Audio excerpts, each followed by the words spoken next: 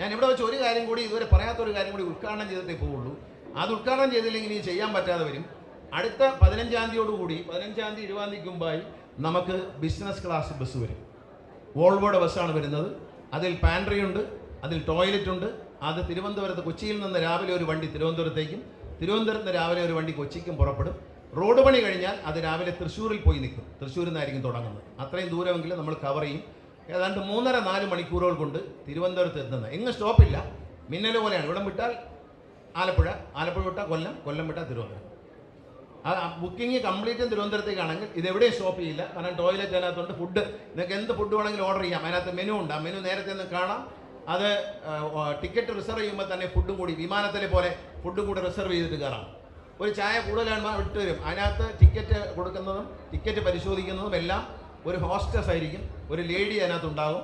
അവരാണ് ആ കാപ്പി ചായയൊക്കെ എടുത്ത് തരുന്നതും ആഹാരം തരുന്നതും എല്ലാം അവരായിരിക്കും. ബസ് ഹോസ്റ്റസ് എന്നൊരു സങ്കല്പം ഉണ്ടാക്കുകയാണ്. അതെല്ലാം തിരഞ്ഞെടുത്ത് റെഡിയാക്കിയിട്ടുണ്ട്. വണ്ടി വരുമ്പോൾ ഞാനൊന്ന് ഓടിച്ചു നോക്കും. അത് കഴിഞ്ഞാൽ വണ്ടി ഉദ്ഘാടനം ചെയ്തിരിക്കുന്നു. വണ്ടി ഓടാൻ നേരത്തെ ഇലക്ഷൻ കമ്മീഷന്റെ പ്രഖ്യാപനം വരുന്നതിന് മുമ്പേ വണ്ടി ഉദ്ഘാടനം ചെയ്തിരിക്കുന്നു. അല്ലെങ്കിൽ ഉദ്ഘാടനം ചെയ്യേണ്ടെന്ന് പലരും പറയും. അതുകൊണ്ട് നേരത്തെ ഉദ്ഘാടനം ചെയ്തിരിക്കുന്നു. വണ്ടി പണിത് തീരാറായി. ഇനി അതിൻ്റെ കളർ കൊടുക്കണം. കളർ ഇന്നലെ ഞാനും MD കൂടെ ചർച്ചകൾ നടത്തി. കളറിൽ ചില മാറ്റങ്ങൾ വരുത്തി. നല്ല എലിഗൻ്റ് ആയിട്ടുള്ള കളറായിരിക്കും. ഫ്ലാഷി ആയിട്ടുള്ള കളറായിരിക്കില്ല. പക്ഷേ കുറച്ചൊരു ബിസിനസ് എക്സിക്യൂട്ടീവ് ലുക്കുള്ളൊരു വണ്ടിയായിരിക്കും. എല്ലാ സൗകര്യവും ഉണ്ട് അതിനകത്ത്. ടോയ്ലറ്റ് ഉണ്ട് അതിനകത്ത്. അതിൻ്റെ ടോയ്ലറ്റൊക്കെ വെച്ചേക്കുന്ന സ്ഥലമൊക്കെ ഉണ്ടെങ്കിൽ നിങ്ങൾ ഞെട്ടിപ്പോകും. പാൻട്രി ഉണ്ട്, എല്ലാ സൗകര്യങ്ങളും ഉണ്ട് അതിനകത്ത്. ബസ് ഹോസ്റ്റസ് ആയിരിക്കും. ഡ്രൈവറും ഉണ്ടാകും, ബസ് ഹോസ്റ്റസും ഉണ്ടാവും.